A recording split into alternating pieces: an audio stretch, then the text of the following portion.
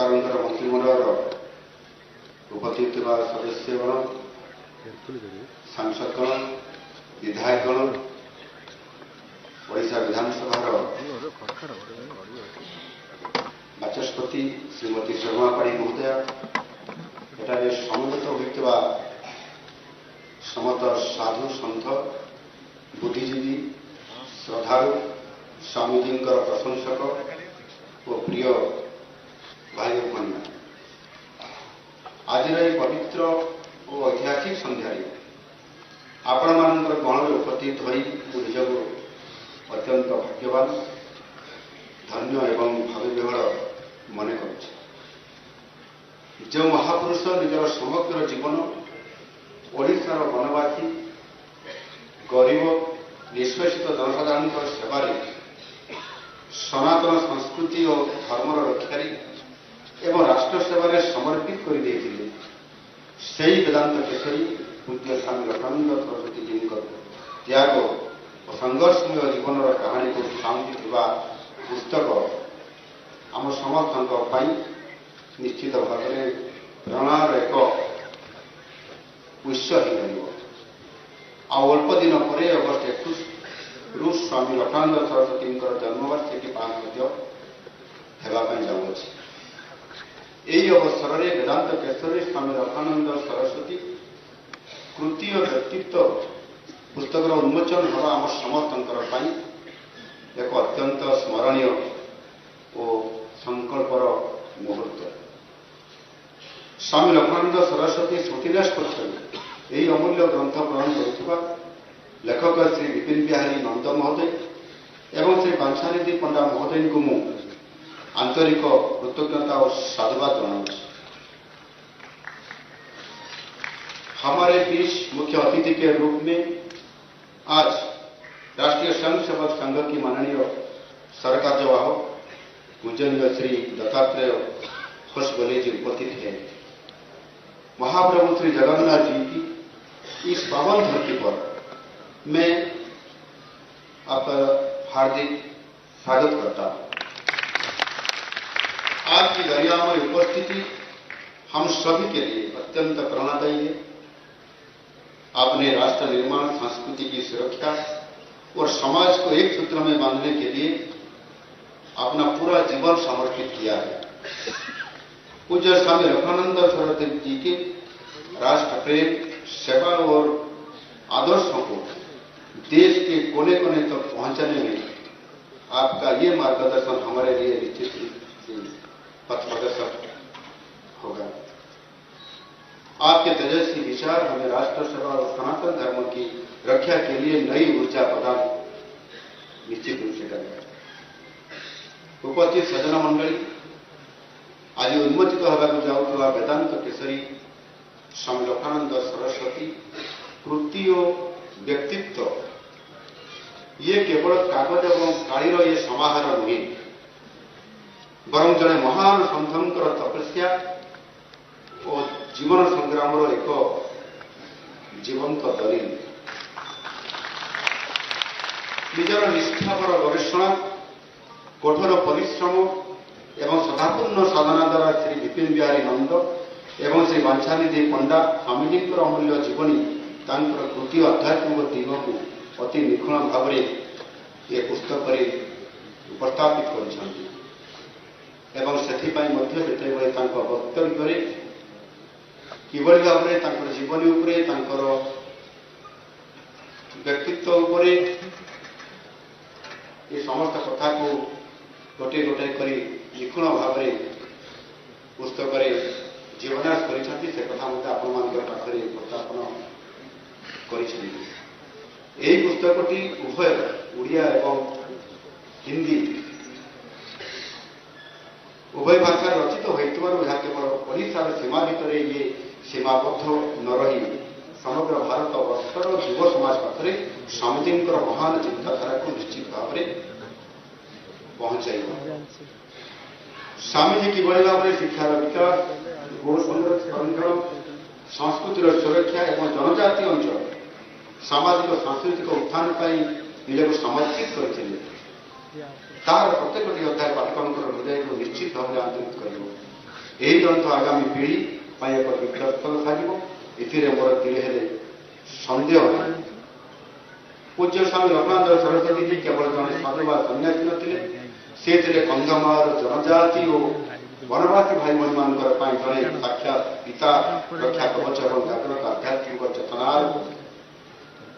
ଆଜିର ଯୁଗରେ ଯେତେବେଳେ ଲୋକେ ସୁଖ ସୁବିଧା ପଛରେ ଗୋଡ଼ାଉଛନ୍ତି, ସେତେବେଳେ ସ୍ୱାମୀଜୀ କନ୍ଧମାଳର ଦୁର୍ଗମ ଘଞ୍ଚ ଜଙ୍ଗଲ ଓ ଗୁମ୍ଫା ଭିତରେ ରହି ଅସହାୟ ଲୋକଙ୍କର ସେବା କରିପାରେ ନିଜ ଜୀବନର ବ୍ରତ ଭାବେ ସେ ଗ୍ରହଣ କରିଥିଲେ ଏବଂ ତାକୁ ପ୍ରତି କ୍ଷେତ୍ରରେ ନିଜକୁ ନିୟୋଜିତ କରିକି ନିଜ ଜୀବନକୁ ସେମାନଙ୍କ ପାଇଁ ଉତ୍ସର୍ଗୀକୃତ କରିଦେଇଥିଲେ। ସେଠାରେ ନା ଥିଲା ରାସ୍ତା, ନା ଥିଲା ବିଜୁଳି, ନା ଥିଲା ଶିକ୍ଷା ଏବଂ ନା ଥିଲା ସ୍ୱାସ୍ଥ୍ୟର ବ୍ୟବସ୍ଥା ଏବଂ ସୁବିଧା। ସେହିପରି ପ୍ରତିକୂଳ ପରିସ୍ଥିତିରେ ସ୍ୱାମୀଜୀ ଚକାପାଦ ଓ ଜଲେଶପଟା ଆଶ୍ରମ ଏବଂ କନ୍ୟା ଗୁରୁକୁଳ ପ୍ରତିଷ୍ଠା କରି ବନବାସୀ ଝିଅମାନଙ୍କର ଭିତରେ ସଂସ୍କାର ଆଣିବା ଏବଂ ସେମାନଙ୍କୁ ଶିକ୍ଷିତ କରାଇବା ସହ ସେମାନଙ୍କୁ ଆତ୍ମନିର୍ଭରଶୀଳ କରି ଗଢ଼ି ତୋଳିବାରେ ଯେଉଁ ଉଦ୍ୟମ ଆରମ୍ଭ କରିଥିଲେ ସେଥିରେ ସଫଳ ମଧ୍ୟ ହୋଇଥିଲେ। ସ୍ୱାମୀଜୀଙ୍କର ହୃଦୟରେ ବନବାସୀଙ୍କର ପାଇଁ ଥିଲା ଅପାର ପ୍ରେମ ଏବଂ ଶ୍ରଦ୍ଧା। ସେ ସେମାନଙ୍କର ଗହଣରେ ରହି ସେମାନଙ୍କର ସୁଖ ଦୁଃଖର ସାଥୀ ହୋଇ ସେମାନଙ୍କ ଆତ୍ମସମ୍ମାନର ସହ ଜୀବନଯାପନ କରିବାକୁ ସେମାନଙ୍କୁ ନିଜ ହାତରେ ସେ ଶିଖେଇଥିଲେ। କନ୍ଧମାଳର ଜନଜାତିଙ୍କର ଭାଷା, ସଂସ୍କୃତି ଓ ପରମ୍ପରାକୁ ବଞ୍ଚାଇ ରଖିବା ପାଇଁ ସେ ଆପ୍ରାଣ ଉଦ୍ୟମ ଜାରି ରଖିଥିଲେ। ବନ୍ଧୁଗଣ, ଇଏ ମାଟି ହେଉଛି ପବିତ୍ର ମାଟି, ଯାହା ସନାତନ ଧର୍ମର ପବିତ୍ରତାରେ ହଜାର ହଜାର ବର୍ଷ ଧରି ମନୁଷ୍ୟମାନଙ୍କର ଏହି ପବିତ୍ର ତପ, ଜ୍ଞାନ ଏବଂ ତ୍ୟାଗର ପ୍ଲାବିତ କରିଛି। ଏହି ମାଟିରେ ଉଦ୍ଘୋଷିତ ହୋଇଛି ସର୍ବେ ଭବନ୍ତୁ ସୁଖିନଃ, ସର୍ବେ ସନ୍ତୁ ନିରାମୟା ଏବଂ ଯତ ଧର୍ମ ତତ ଜୟ ତଥା ଯତ୍ର ନାଟ୍ୟସ୍ଥ ପୂଜ୍ୟନ୍ତେ ତତ୍ର ଦେବତା ପରି ଚିରନ୍ତନ ଏବଂ ଶାଶ୍ୱତ ଜ୍ଞାନ। ଏହି ମାଟିରେ ଝଙ୍କୃତ ହୋଇଛି ବେଦ ଏବଂ ଉପନିଷଦର ମହାମନ୍ତ୍ର, ରାମାୟଣ ଓ ମହାଭାରତ ପରି ମହାକାବ୍ୟ। ଆମ ପାଇଁ ସନାତନ ଏକ କେବଳ ଧର୍ମ ନୁହେଁ, ଏହା ଏକ ଜୀବନଯାପନ ପଦ୍ଧତି। ଆମେ ହିନ୍ଦୁ ସମାଜ ଅତ୍ୟନ୍ତ ଉଦାର, ଯାହା ପ୍ରତ୍ୟେକ ସମୟରେ ସମସ୍ତଙ୍କର ମତକୁ, ସମସ୍ତ ତତ୍ତ୍ୱକୁ ସମ୍ମାନ ଦେଇ ଆସିଛି। ଅନ୍ୟ ଧର୍ମ ପରି ଆମ ଧର୍ମରେ ଗୋଟିଏ ମାତ୍ର ଦେବତା କିମ୍ବା ଗୋଟାଏ ମାତ୍ର ଧର୍ମଗ୍ରନ୍ଥ ନାହିଁ। ଏହି ବିବିଧତା ଭିତରେ ଏକତା ହିଁ ହିନ୍ଦୁ ଧର୍ମକୁ ହଜାର ହଜାର ବର୍ଷ ଧରିକରି ରୁଦ୍ଧିମନ୍ତ କରି ଧରି ତୋଳିଛି। କିନ୍ତୁ ଗତ କିଛି ବର୍ଷ ହେଲା ଧର୍ମ ନିରପେକ୍ଷତା ଓ ଆଧୁନିକତାର ଦାହି ଦେଇ ହିନ୍ଦୁତ୍ୱକୁ ଅପମାନିତ କରିବା ପାଇଁ କିଛି ହିନ୍ଦୁ ବିରୋଧୀ ଓ ଦେଶ ବିରୋଧୀ ଗୋଷ୍ଠୀ ପଛାଉନାହାନ୍ତି। ନିଜ ଧର୍ମକୁ ଆମ ସରଳ ଲୋକଙ୍କର ମନ ଭିତରେ ଭର୍ତ୍ତି କରି ଆମ ବିରୁଦ୍ଧରେ ଘୃଣା ସୃଷ୍ଟି କରାଉଛନ୍ତି। କୌଣସି ପରିସ୍ଥିତିରେ ଏହାକୁ ଟଲରେଟ୍ କରାଯିବ ନାହିଁ। ଆମେ ସମସ୍ତଙ୍କୁ ସମ୍ମାନ ଦେବୁ ଆଉ ସମ୍ମାନ ଦେଉଛୁ ମଧ୍ୟ, କିନ୍ତୁ ଆମକୁ ଅସମ୍ମାନ କଲେ ସରିବୁ ନାହିଁ। ହିନ୍ଦୁତ୍ୱ କୌଣସି ସଂକୀର୍ଣ୍ଣ ଧର୍ମାନ୍ଧତା ନୁହେଁ। ହିନ୍ଦୁତ୍ୱ ହେଉଛି ଭାରତର ଆତ୍ମା, ସଂସ୍କୃତି, ମାନବତା, ଦେଶ ପ୍ରେମ ଏବଂ ସାର୍ବଭୌମତ୍ୱର ଇଏ ହେଉଛି ଆମର ଜୀବନ୍ତ ପ୍ରତୀକ। ସ୍ୱାମୀ ଲକ୍ଷ୍ମଣଦେବ ସରସ୍ୱତୀଜୀ ଥିଲେ ଏହି ହିନ୍ଦୁତ୍ୱର ସଚ୍ଚା ପ୍ରହରୀ। ଜଙ୍ଗଲ ଅଞ୍ଚଳରେ ଚାଲିଥିବା ଅବୈଧ ଧର୍ମାନ୍ତରୀକରଣ, ଦେଶ ବିରୋଧୀ ଷଡ଼ଯନ୍ତ୍ର ଏବଂ ଗୋହତ୍ୟା ବିରୋଧରେ ସେ ଉଭୟ ବାଣୀ ଶୁଣେଇଥିଲେ। ପ୍ରଲୋଭନ ଦେଖାଇ ଯେଉଁମାନେ ଗରିବ ବନବାସୀଙ୍କର ଧର୍ମ ଓ ସଂସ୍କୃତିକୁ ଛଡ଼ାଇ ନେବାକୁ ଚେଷ୍ଟା କରୁଥିଲେ, ସେମାନଙ୍କ ଆଗରେ ସ୍ୱାମୀଜୀ ହିମାଳୟ ଉପରେ ଛିଡ଼ା ହୋଇଥିଲେ। ସେ ବୁଝିଥିଲେ ଯେ ଯଦି ଗ୍ରାମାଞ୍ଚଳ ବନବାସୀ ଅଞ୍ଚଳରେ ହିନ୍ଦୁ ସଂସ୍କୃତି ଦୁର୍ବଳ ହୋଇଯିବ, ତେବେ ରାଷ୍ଟ୍ରର ଅଖଣ୍ଡତା ପ୍ରତି ବିପଦ ସୃଷ୍ଟି ହେବ। ସେଥିପାଇଁ ସେ ଗୋ ସଂରକ୍ଷକ, ସାମାଜିକ କଲ୍ୟାଣ, ଜନଜାତିଙ୍କର ଆଧ୍ୟାତ୍ମିକ ଉତ୍ଥାନ ଏବଂ ସଂସ୍କୃତ ଶିକ୍ଷା ପ୍ରସାର ପାଇଁ ଅହରାତ୍ର ଉଦ୍ୟମ ଏବଂ କାର୍ଯ୍ୟ କରିଥିଲେ। ସେ ଆମକୁ ଶିଖେଇଛନ୍ତି ଯେ ସମାଜର ଶେଷ ଯାଏରେ ଛିଡ଼ା ହୋଇଥିବା ବ୍ୟକ୍ତିର ସେବା ହିଁ ହେଉଛି ପ୍ରକୃତ ଈଶ୍ୱରଙ୍କର ସେବା। ବନବାସୀଙ୍କୁ ସେ ସନ୍ତାନ ସମ ଦେଖୁଥିଲେ, ସ୍ନେହ ସଦା ସହିତ ନିଜର ସନ୍ତାନ ଭଳି ସେ ଦେଖୁଥିଲେ। ଆଜି ଏହି ମଞ୍ଚରେ ମୁଁ ଦୁଃଖ ଏବଂ କ୍ରୋଧର ସହ ଓଡ଼ିଶାବାସୀଙ୍କୁ ମନେ ପକାଇ ଦେବାକୁ ଚାହୁଁଛି ଯେ କିଭଳି ଭାବରେ 2008 ମସିହା ଜନ୍ମାଷ୍ଟମୀର ପବିତ୍ର ରାତିରେ ଜଣେ 80 ବର୍ଷର ନିରୀହ ବୃଦ୍ଧ ସନ୍ନ୍ୟାସୀଙ୍କୁ ନିର୍ଦ୍ଦୟ ଭାବେ ହତ୍ୟା କରାଯାଇଥିଲା। ଓଡ଼ିଶାର ତତ୍କାଳୀନ ସରକାର ସ୍ୱାମୀଜୀଙ୍କୁ ସୁରକ୍ଷା ଦେବା ତ ସମ୍ପୂର୍ଣ୍ଣ ଭାବରେ ବିଫଳ ହୋଇଥିଲେ। ଏହା ବ୍ୟତୀତ ଦୋଷୀଙ୍କ ବିରୁଦ୍ଧରେ ଦଣ୍ଡମୂଳକ ପଦକ୍ଷେପ ନେବାକୁ ମଧ୍ୟ ସମ୍ପୂର୍ଣ୍ଣ ଭାବରେ ବିଫଳ ହୋଇଥିଲେ। କେବଳ ଆତ୍ମସନ୍ତୋଷ ଓ ତୁଷ୍ଟିକରଣ ରାଜନୀତି ପାଇଁ ସେମାନେ ସ୍ୱାମୀଜୀଙ୍କ ଏ ସୁରକ୍ଷାକୁ ବଳି ପକାଇ ଦେଇଥିଲେ। ସବୁଠାରୁ ଲଜ୍ଜାଜନକ କଥା ହେଉଛି ସ୍ୱାମୀଜୀଙ୍କର ହତ୍ୟାକାଣ୍ଡର ତଦନ୍ତ ପାଇଁ ଗଠିତ ଜଷ୍ଟିସ ମହାପାତ୍ର କମିଶନ ଏବଂ ଜଷ୍ଟିସ ନାଇଡୁ କମିଶନଙ୍କର ଗୁରୁତ୍ୱପୂର୍ଣ୍ଣ ରିପୋର୍ଟ ଓ ଫାଇଲଗୁଡ଼ିକୁ ଷଡ଼ଯନ୍ତ୍ର ସ୍ୱରୂପ ଗାୟବ କରିଦିଆଯାଇଥିଲା। ଲୋକସଭା ଭବନରୁ ସ୍ୱାମୀଜୀଙ୍କର ହତ୍ୟାକାଣ୍ଡର ତଦନ୍ତ ଫାଇଲ ହଜିବା ଇଏ କୌଣସି ସାଧାରଣ ଅବହେଳା ନୁହେଁ। ଏହା ଥିଲା ଏକ ସୁଚିନ୍ତିତ ସାଂଘାତିକ ଷଡ଼ଯନ୍ତ୍ର, ଯାହାକୁ କି ଆମ ସରକାର ଉଜାଗର କରିବା ପାଇଁ ସମସ୍ତ ପ୍ରକାରର ପଦକ୍ଷେପମାନ ନେଉଛନ୍ତି। ଏହି ଷଡ଼ଯନ୍ତ୍ରର ପର୍ଦ୍ଦାଫାଶ କରିବା ପାଇଁ ଫାଇଲ ହଜିବାର ତଦନ୍ତ ଦାୟିତ୍ୱ କ୍ରାଇମ ବ୍ରାଞ୍ଚକୁ ମଧ୍ୟ ଦିଆଯାଇଛି। ଆଜି ମୁଁ ଓଡ଼ିଶାର ମୁଖ୍ୟମନ୍ତ୍ରୀ ଭାବେ, ଓଡ଼ିଶାର ମୁଖ୍ୟ ସେବକ ଭାବେ ଏହି ପବିତ୍ର ମଞ୍ଚରୁ ଆପଣମାନଙ୍କୁ ଏବଂ ଓଡ଼ିଶାର 4.5 କୋଟି ଜନସାଧାରଣଙ୍କୁ ଦୃଢ଼ ଆଶ୍ୱାସନା ଦେଉଛି, ନିଶ୍ଚିତ ଭାବେ ସତ୍ୟର ଉନ୍ମୋଚନ ହେବ।